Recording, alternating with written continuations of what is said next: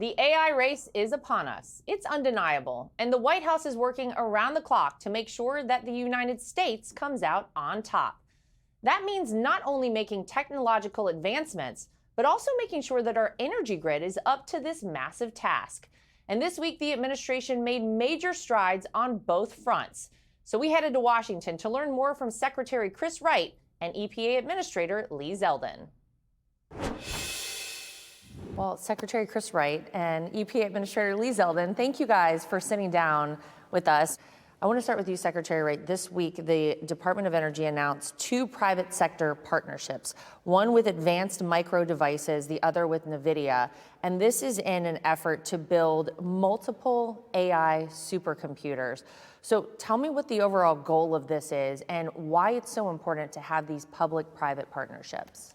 AI is going to transform our world in massively positive ways. We're going to be able to deal with cancer much faster than we could have before, huge health impacts of it, but it also has national security impacts. So as the president has said so eloquently and so forcefully, we have to lead in AI. So to do that, the government's got to run differently. We got to be more like a business. So instead of a normal procurement process, we've had AMD and NVIDIA, and you'll see others that have said, we're going to come build massive data centers on your lands.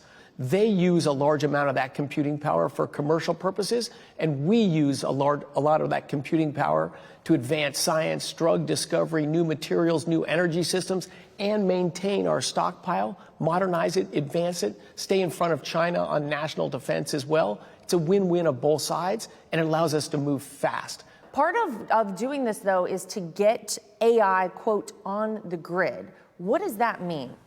So AI is energy intensive. It takes a lot of electricity, but can't imagine a higher value use of energy. You put electricity in, you get intelligence out. But that requires us to get out of the slow crawling gear we've been in growing our electricity grid.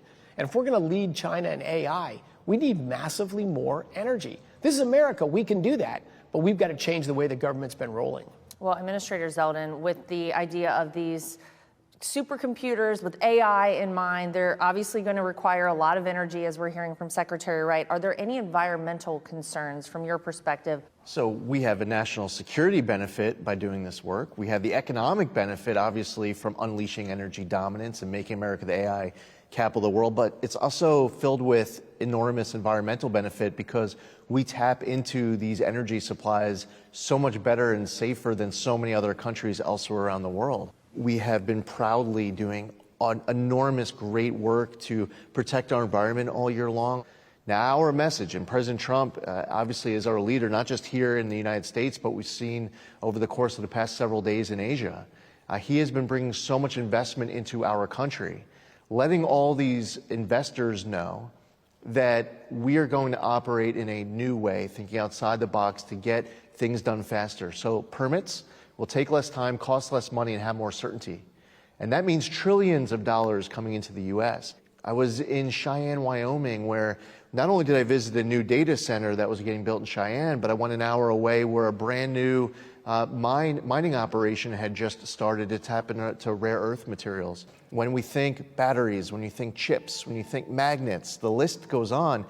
Our lives, from the moment we get up in the morning to the moment we go to sleep at night, we might forget or take for granted just how much of our life is impacted by these resources, by chemistry, by investment, the jobs that are created, the boost for our economy, the price of goods that go down, and just from a standpoint of international engagement, we don't want to have to rely on China. AI is something that, I think we can all agree is going to touch all areas of our life at some point.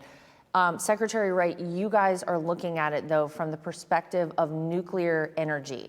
So tell me how we're going to see AI combine with nuclear to benefit the American people. The technology is fantastic. Small amount of land, small amount of fuel can generate a massive amount of energy. But how do we operate them efficiently and build them cheaply and make it happen fast? AI is going to rapidly accelerate our ability to make reactors fast, cheap, and get more power.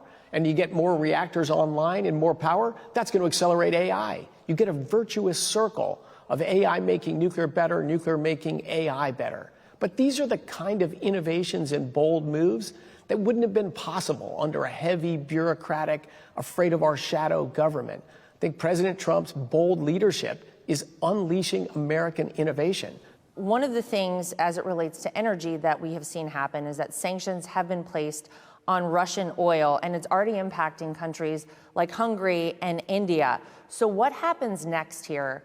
So President Trump, maybe top of his agenda has been peace. It is incredible how relentless he focuses on this. What's the creative idea, the economic leverage, the personal leverage, the energy leverage that we can bring this war to an end and get people back focused on commerce and not conflict? And Russia, its biggest source of currency, its biggest funding mechanism for its war machine is money selling oil abroad and money selling natural gas abroad. So these sanctions probably are going to be the most biting sanctions against Russia ever. And that's what it's going to take. Except we need to get the government back open to do a lot of things. Now, Secretary Wright, you've talked about the fact that the nuclear stockpile is safe despite the government shutdown, but there's no forward progress right now being made. So how has the shutdown impacted Department of Energy?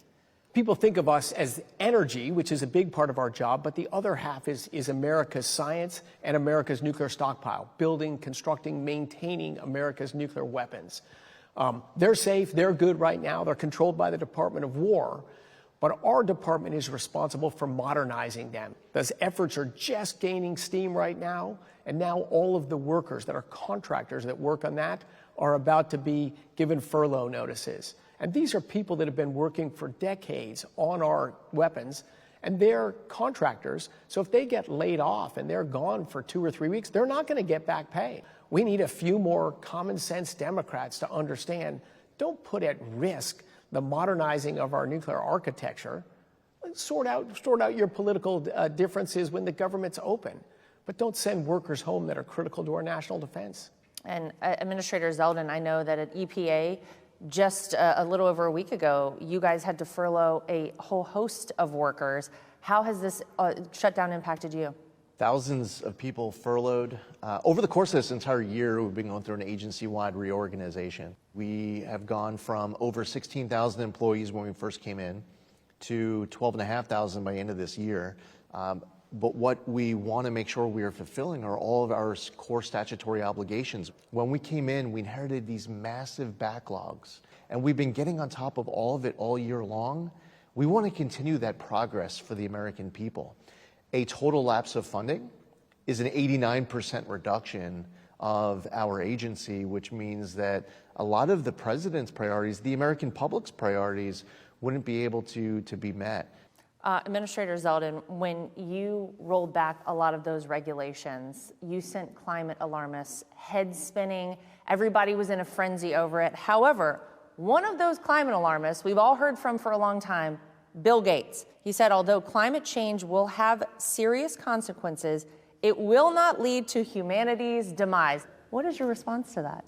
One of the big differences between the Trump EPA and our predecessors is that we chose to both protect the environment and grow the economy. We reject the notion that it's a binary choice between the two. And the left got so over their skis in misusing and abusing these organizing terms. In the name of climate change, there's a willingness to bankrupt families, cause extreme pain to families that can least afford it. And what's happened over the course of 2025 is that the left now says, to quote a former Obama official, they've lost the narrative on climate. Because we have been stating the obvious, and that the American public agrees with us. We choose both, protecting the environment and growing the economy. And it turns out we don't have to get rid of all the cows or stop eating meat altogether. We can have it all. Secretary Chris Wright and Administrator Lee Zeldin, thank you so much for sitting down with me. Great to be with you. Thanks for having us. Hey, Sean Hannity here. Hey, click here to subscribe to Fox News YouTube page and catch our hottest interviews and most compelling analysis. You will not get it anywhere else.